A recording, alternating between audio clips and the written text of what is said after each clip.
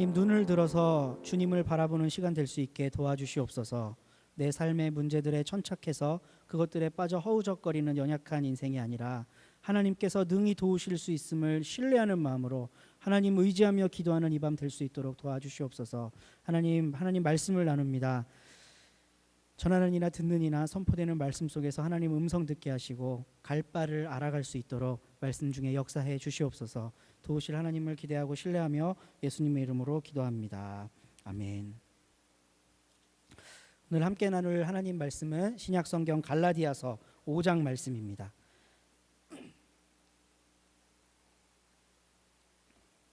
갈라디아서 5장 13절부터 26절까지 말씀입니다. 갈라디아서 5장 13절부터 26절까지 말씀 한 절씩 교독하겠습니다. 형제들아, 너희가 자유를 위하여 부르심을 입었으나 그러나 그 자유로 육체의 기회를 삼지 말고 오직 사랑으로 서로 종노릇하라.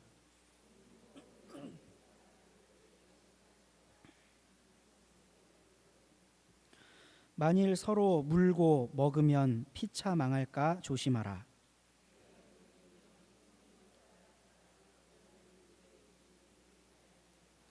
육체의 소욕은 성령을 거스르고 성령은 육체를 거스르나니 이 둘이 서로 대적함으로 너희가 원하는 것을 하지 못하게 하려 함이니라.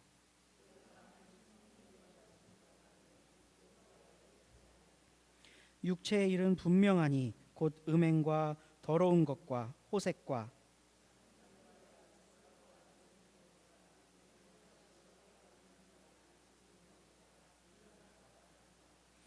투기와 술취함과 방탕함과 또 그와 같은 것들이라. 전에 너희에게 경계한 것 같이 경계하노니 이런 일을 하는 자들은 하나님의 나라를 유업으로 받지 못할 것이요.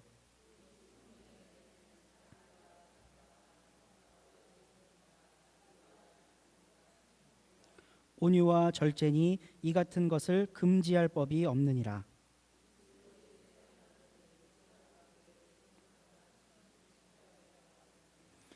만일 우리가 성령으로 살면 또한 성령으로 행할지니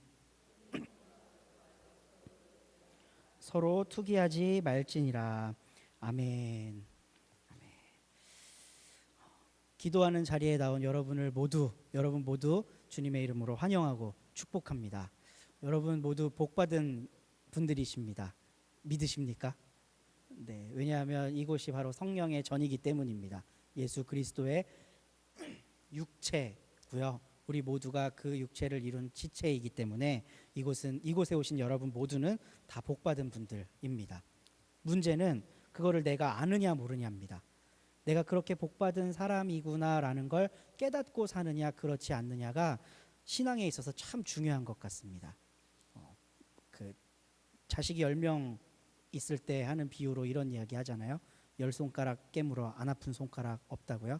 근데 그거는 부모님의 마음이고요. 자식들의 입장에서 정말 우리 부모님이 그렇구나 라는 걸 받아들이는 사람과 그렇지 않은 사람의 모습이 굉장히 달라지겠죠. 그래서 이 자리에 성령이 함께 지금 계시고 우리를 도우려고 말할 수 없는 탄식으로 중보하고 계시고 은혜 베푸시기를 원하는 그런 모든 준비가 끝나 계시다는 걸 여러분 모두가 받아들이시고 복된 신앙의 여정 걸어가시기를 주님의 이름으로 축복합니다. 네, 똑같은 일을 당해도요, 어떤 사람은 그 일을 통해서 한 걸음 더 성숙한 방향으로 나아가는 사람이 있고요. 똑같은 일을 당해도 그것 때문에 좌절하는 사람이 있습니다. 뭐 이렇게 칼로 뭐 베듯이 딱 자를 수는 없지만 좀 긍정적인 마인드라고 해야 될까? 좋은 마음, 잘 될 거야 하는 그런 마음이 있는 사람에게는 어려움이 오히려 기회가 될 수도 있지만 늘 부정적이고 안 되고 어떻게 그럴 수 있지? 이렇게 좀 생각하는 류에게는 그 어려움이 오히려 더 좌절의 늪으로 빠져들게 되는 도구가 될 수 있습니다. 갈라디아서에서 그렇게 될 수 있는 도구로 뭘 상정하냐 하면요, 율법을 그런 도구로 상정합니다. 여러분, 율법이 좋은 걸까요? 나쁜 걸까요? 찍어보세요. 율법. 네, 얼굴 표정으로 저에게 말씀해 주셔서 감사합니다. 율법은 좋은 거예요. 왜냐하면 하나님이 주신 거잖아요. 그렇죠? 율법은 좋은 겁니다.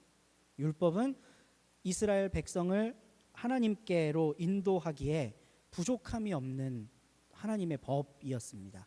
아주 오랜 시간 동안 그 법 때문에 하나님과 이스라엘은 관계를 맺었고 친부모, 친자식 간의 관계가 되었어요. 아주 오랜 시간 동안. 그렇기 때문에 율법은 나쁜 거라고요? 좋은 거예요. 좋은 거. 근데 또 한 관점이 있습니다. 율법이 아주 나쁘게 되는 수가 있어요. 율법이 아주 나쁘게 되는 수가 있습니다. 여러분 신앙생활 하면서 11조 하시죠? 이게 11조를 요즘 같은 경기가 어려운 상황 속에서 한다는 게 웬만한 믿음 가지고 할 수 있는 게 아닙니다. 소득의 10분의 1을 하나님께 바치다니. 근데 이제 저희 같은 사역자들은 그게 몸에 좀 배어 있지 않겠습니까? 무조건 10분의 1은 딱 떼놓는 거죠. 근데 제 경험담은 아니고요. 저에게 그런 경험담이 있었으면 좋겠는데 아직 연차가 너무 짧아서 경험담은 아니고 선배 목사님이 아주 어려운 시절에 목회를 하던 때 해주신 말씀이 기억나서 여러분들과도 함께 나누려고 합니다. 전도사님이 월급을 받았으면 신수비를 받았으면 당연히 11조를 해야 되겠죠. 그렇죠. 근데 이 전사님이 일찍 결혼을 한 거예요. 그래서 자녀가 둘이나 있었습니다. 그리고 하나님이 공부하는 머리를 안 주셨는지 신대원을 여러 번 낙방을 하셨어요. 그러니까 당연히 계속 교회에선 전도사 사역을 하게 되고 사역하는 기간이 길어졌습니다. 30대 중반이 지나도록 이제 목사가 되려면 아직 꽤 많은 시간을 남겨두고 계신 그런 분이었습니다. 근데 이분이 이제 교회에서 받는 그 신수비도 좀 작지 않았겠어요. 교육전사님만 했으니까 자꾸 한데 그 부인과 아이 둘과 함께 살려니까 얼마나 힘들었겠습니까? 그래서 하루는 옛날 얘기입니다. 월급 봉투를 교회에서 받아서 이렇게 오는데 11조를 평소 같으면 이렇게 딱 떼서 다른 봉투에 미리 넣어놨을 텐데 다른 봉투에 넣어놓은 그 11조를 헌금함에 바로 못 넣고 주머니 속에 갖고 왔다는 거예요. 아, 이거면 우리 아이 분유를 몇 통 살 수 있는데 뭐 이런 생각 때문에 이제 못하고 주머니에 넣어서 넣고 오겠죠. 집으로 가던 그 전사님 마음이 편했을까요? 아주 불편했겠죠. 아주 불편해서 깊은 묵상을 하면서 갔나 봅니다. 눈을 감고 갔나 봐요. 요즘에는 별로 없는데 옛날에는 벽에 붙어있던 우체통들이 꽤 있었습니다. 눈을 감고 가다가 별이 번쩍 빛나서 눈을 떠보니 병원 응급실에 실려가 있더래요. 우체통에 머리를 쾅 박고 기절을 한 겁니다. 그리고 몇 바늘을 꼬맸는데 그 꼬매고 나오면서 응급실에서 정산을 했더니 딱 11조만큼 정산을 했다는 거예요. 그러면서 이분이 여러분 우리 하나님은 절대 손해보지 않으시는 분입니다 라고 이야기를 했습니다. 여러분 이분의 이야기를 듣고 어떠십니까? 역시 하나님의 것을 도둑질하면 뭐 이마에 상처가 생기는구나. 꼭 하나님께 뭔가를 드려야 하는구나. 이런 이제 류로 이야기를 하셨겠죠. 그 전사님은. 많은 분들이 저와 함께 아멘이라고 이야기하고 맞아. 우리 하나님은 손해보지 않으시는 분이고 당신의 법과 질서를 든든히 세우시는 분이고 그렇기 때문에 우리는 성도된 자로서 그 하나님의 뜻을 함께 동참하는 의미로 그런 일을 잘 해야지. 이런 마음가짐을 가질 수 있게 힘을 불어넣어 주셨어요. 네. 근데 만약 이 말씀에 저도 아멘하고 충분히 공감하는데 거기에 그거를 못하고 있는 분이 계셨다면 어떤 마음이 들었을까? 상처가 됐겠죠. 그렇죠? 그리고 그게 너무 부담스럽고 힘들어서 뭐 교회를 못 나오게 될 수도 있을 거라고 생각을 해요. 이게 법이라고 하는 게 갖고 있는 양면성입니다. 율법은 참 좋은 겁니다. 11조 전통이라고 하는 건 우리 기독교 유산 중에 굉장히 아름답고 좋은 거예요. 왜냐하면 그거 갖고 뭐 누구 잘 먹고 잘 살자고 하는 게 아니라 하나님 일하자고 하는 거잖아요. 그렇죠? 근데 그게 법이 되었을 때 누군가는 힘들고 어두워지고 피를 보게 되어 있습니다. 이게 법이 갖고 있는 양면성이에요. 율법은 아주 좋은 겁니다. 하나님이 이스라엘 백성을 훈련시키기 위해 선물로 주신 거고요. 친히 처음 10가지의 율법은 모세를 통해서 본인이 직접 당신께서 돌판에 새겨주셨습니다. 그 정도로 율법이라고 하는 것은 이스라엘 백성에게 소중한 거였고 귀한 거였고 절대 다른 것과 바꿀 수 없는, 타협할 수 없는 그런 유산 중에, 신앙의 유산 중에 하나였습니다. 근데 우리가 갈라디아서를 쭉 읽으면서 묵상을 하는 부분이요, 바울이 그 율법에 대해 굉장한 비판을 하고 있다는 거예요. 율법이 너희를 정말 자유롭게 하더냐? 할례 받으면 정말 하나님의 백성 될 수 있겠더냐? 라는 질문들을 끊임없이 던집니다. 그러면서 하는 이야기가 할례 몸에 받지 말고 너희 귀와 너희 마음에 받아라. 그게 하나님 앞에서 훨씬 더 옳은 일이다. 율법 조항 하나하나를 지키는 일보다 하나님을 사랑하고 십자가에 달리신 예수를 바라보는 것이 훨씬 더 귀한 일이다. 이 어리석은 갈라디아 사람들아, 십자가에 못 박히신 예수가 너희 눈앞에 선하거늘 어찌 옛 그 율법에 얽매여서 살아가느냐라고 계속해서 부르짖는 것이 갈라디아서의 핵심 메시지입니다. 오늘 우리가 읽은 말씀도 그 큰 흐름의 연속선상에 있습니다. 율법은 어떤 것을 케어하냐면요, 육체의 일을 다스린답니다. 율법을 적용하면 우리 중에 죄인 아닌 사람이 있을까요? 우리 중에 죄인 아닌 사람 하나도 없습니다. 10계명만 들이대도 우리 중에 죄인 아닌 사람 없습니다. 내 부모를 공경하라. 떳떳하신 분 계십니까? 마음으로 죄 안 지으신 분? 살인하지 말라. 예수님이 뭐라고 하셨는 줄 아세요? 찔러 죽인 것만 살인이냐? 형제 보고 바보 멍충이라고 욕하는 것도 살인이야. 자유로우십니까? 간음하지 말라. 이성을 보고 음욕을 품는 자마다 간음함이라 하셨습니다. 자유로우십니까? 도적질하지 말라. 남의 것 탐내지 말아라. 탐심 갖지 말아라. 내 이웃의 것 가지려고 하지 말아라. 우리 다 뺏으면서 살아가는데, 그렇죠? 10계명만 들이대도 이 중에 율법의 의로 떳떳하실 분 있을까? 저는 안 떳떳합니다. 계실지 모르겠습니다. 죄송합니다. 만약에 떳떳하시다면. 근데 저는, 제 고백은 저는 떳떳하지 않습니다. 바울이 이야기하는 율법은 육체의 일을 재단합니다. 우리 19절부터 21절까지 한번 볼까요? 율법의 눈으로 보면 이런 것만 보입니다. 음행과 더러운 것과 호색과 우상숭배와 주술과 원수 맺는 것과 분쟁과 시기와 분냄과 당짓는 것과 분열함과 이단과 투기함과 술취함과 방탕함과 이와 같은 많은 일들이 율법이 걸러내는 일들입니다. 물론 바울은 이런 것들 하지 않는 것이 귀한 거다, 이런 거가 몸에 배어있는 사람은 하나님 나라에 합당하지 않다라고도 이야기합니다. 거기에는 우리 모두가 다 아멘할 수 있어야 됩니다. 그런데 율법의 기본적인 기능은 이런 것들을 밝혀내는 것이라는 겁니다. 밝혀내는 것. 그렇기 때문에 율법은 붙잡으면 붙잡을수록 더 자유로워질 수 없다고 하는 것이 바울의 이야기입니다. 육체의 일과 대비해서 이야기하는 것이 22절부터 나오는 말씀입니다. 성령의 일에 대해서 이야기를 하고 있습니다. 그 18절 말씀을 먼저 한번 보시겠습니다. 너희가 만일 성령의 인도하시는 바가 되면 뭐 아래 있지 않다고요? 율법 아래 있지 않다 그랬죠. 율법 아래 있을 때는 우린 육체의 일만 생각하게 되는데 성령 안에 있으면 어떤 일을 생각하게 되는지 우리 다 같이 한 목소리로 읽어보겠습니다. 22절부터 23절까지 다 같이 시작. 오직 성령의 열매는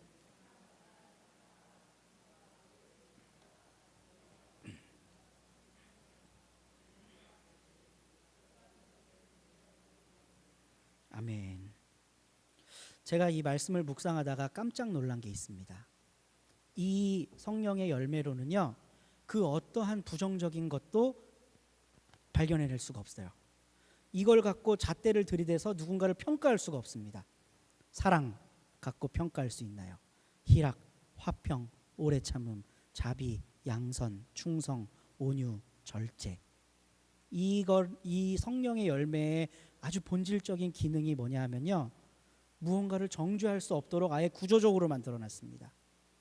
이것만 하면 되는 거예요. 그냥 사랑하고 기뻐하고 오래 참고 화평하고 자비를 베풀고 주님께 충성하고 온유하고 절제하고, 이건 그냥 이렇게 하면 되는 거지 얘를 가지고 어떤 또 어떤 법을 만들어서 다른 사람을 정죄할 수 없게 만듭니다. 성령의 법이 가지고 있는 아주 기본적인 기능입니다. 바울은 교회 안에 이 기능이 꼭 필요하다고 생각한 겁니다. 율법이 번듯번듯하게 서 있으면 교회가 잘 굴러갈까요? 그렇지가 않아요. 뭐만 나온다고 합니까? 15절 말씀 한번 보세요. 만일 서로 물고 먹으면 어떻게 된다고요? 피차 망하느니라. 뭘 갖고 물고 먹을까? 법 갖고 물고 먹습니다.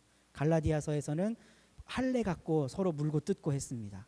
할례를 받아야 돼. 예수 믿으면서도 할례 받아야 구원받아. 아니야. 할례는 소용없어. 예수 믿으면 그걸로 끝이야. 이거 갖고 물고 뜯었다니까요. 그럼 어떻게 된다고요? 망해요. 법을 가지고 교회에 잣대를 들이밀기 시작하면 그 결론이 망하는 겁니다. 그래서 바울은 교회 안에 꼭 필요한 것이 성령의 열매라고 이야기하고 있습니다. 교회는 사랑하는 곳, 기쁨이 넘치는 곳, 화평하는 곳, 오래 참는 곳, 자비, 양선, 충성, 온유, 절제가 성령의 뜻 안에서 운영되는 곳일 때 물고 먹으며 망하는 일이 회복되기 시작한답니다. 성령으로 살면 성령으로 행하라고 바울이 촉구하고 있습니다. 헛된 영광을 구하여 서로 노엽게 하거나 서로 투기하고 싸우지 말라고 이야기하고 있습니다. 초대교회가 가지고 있던 본질적인 문제가 바로 여기에 있습니다. 바로 여기에 예수 그리스도의 복음 따르며 살아가야 된다고 하나님이 부르셨는데 그 따름이 아니라 다른 거추장스러운 것들을 쫙 펼쳐놓고 그것 갖고 놀이하고 있는 거예요. 이게 옳으니 저게 옳으니 누가 맞니 누가 틀리니 하고 있는 거예요. 그러면 피차간에 서로 망하느니라 라고 바울 사도께서 우리들에게 알려주고 계십니다. 만약에 우리가 그렇게 하고 있다면, 우리 교회가 그러고 있다면, 혹은 우리의 삶이 그런 삶이라면 우리는 성령 아래 있는 것이 아니라 육체 아래 있는 사람이 됩니다. 그 육체 아래 있는 사람이라는 건 결국은 율법을 따르는 사람이라는 뜻입니다. 오래 신앙생활 할수록 이게 강해질 수밖에 없습니다. 아주 신기하게도요. 저는 아주 젊은 세대잖아요. 근데 동기들끼리 모이면 아주 다양한 사역자들이 있습니다. 한 번은 친구 교회에 방문을 해본 적이 있는데 여자 아이들이 중고등부에 놀러 갔었습니다. 여자애들이 전부 다 긴 바지를 입고 있는 거예요. 여름인데. 그래서 이상하다. 여기 이 교회. 근데 이게 너무 티가 났어요. 그게 저한테 딱 관찰이 된 거예요. 그래서 동기 전사님한테 물어봤습니다. 여자애들이 왜 다 긴 바지 입어? 그랬더니 자기는 절대 반바지 입고 예배드리지 못하게 한다는 거예요. 저랑 나이 비슷한 동기인데 그래서 참 다양한 사람이 있구나 라는 생각을 합니다. 저한테도 그런 면이 있겠죠. 본질하고 아무 상관없이 내 고집 부리는 면이 있을 겁니다. 여러분들 모두도 가지고 계실 거라고 생각해요. 근데 그게 나오기 시작하면 교회가 어떻게 된다고요? 서로 물고 뜯고 망하게 된다고요. 그게 나오기 시작하면, 그거를 관철시키려고 하면 교회가 어지러워집니다. 이제 사무실에 있으면 전화를 참 많이 받습니다. 그 교회 사무실에 있으면요. 이런 저런 분들, 이편 저편에 있는 분들이 가끔 전화를 하셔서 이래야 되는 거 아닌가요? 라는 이야기를 하세요. 그분의 이야기를 듣고 있으면 그 말이 맞을까요? 틀릴까요? 맞아요. 근데 제가 오늘 있었던 일인데 하도 마음이 아파서 그냥 저도 모르게 이런 얘기가 그분에게 튀어나와서 상처가 되지 않았을까 싶은데, 집사님, 그렇게 우리 교회 600명이 나오시는데 집사님처럼 이게 맞아요 하는 게 600개면 우리 교회가 산으로 가지 않겠습니까? 제가 이렇게 얘기를 해서 그분이 상처받지 않았을까 염려가 됩니다. 말은 맞죠. 그 어떤 걸 요청했을 때 잘 들어보면 옳은 이야기입니다. 근데 저는 그냥 재미삼아 장난 반, 농담 반, 진담 반 이야기하는 건데요. 교회에 이래야 되는 거 아닌가요? 하는 거는 죄송합니다. 우리 교회에서는 담임 목사님만 하시면 됩니다. 이렇게 하는 겁니다 하면 다 순종하고 그렇게 하시지요 하면 웬만해서 안 될 일이 없습니다. 근데 다 자기 속에 있는 거가 하나씩 나와요. 그건 아닌 것 같은데요. 내가 옛날에 해봤는데 이건데요. 이런 게 하나씩 다 있다니까요, 우리한테. 근데 이게 나오기 시작하면 나오면 나올수록 어떤 일이 일어나냐면 그것 때문에 서로 물고 먹게 되고 피차 망하게 됩니다. 성령의 열매에 따라 성령의 법을 따르는 우리 모두가 될 수 있기를 주님의 이름으로 간절히 축복합니다.